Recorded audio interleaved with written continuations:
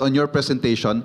Very obvious, very noticeable po na marami sa mga pangalan binanggit ninyo, DPWH officials, contractors, pero kakonte, if at all, yung mga nabanggit na legislators who are. Well, no, they're part of the list.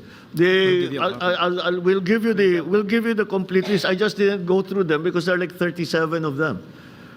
So you'll get, as I said, you'll get a briefer, which will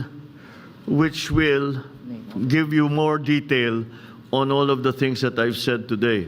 Is the speaker included, former speaker included in the list, sir? I don't think so because no. The only evidence that has been made against him is in the Senate. So I don't know. No, with the speaker, no, not as yet, not as yet. If something else comes out, then he might have to be answerable for something. So, again, we don't file cases for optics. We file cases to put people in jail or to make people answer. I know that there are many, many suggestions of who else we should file cases against.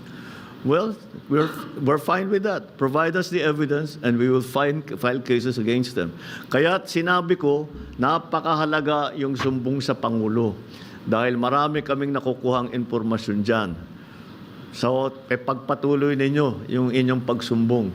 At bigyan nyo kami ng lahat ng ebidensya na meron kayo para magamit natin, para kasuhan kahit sino.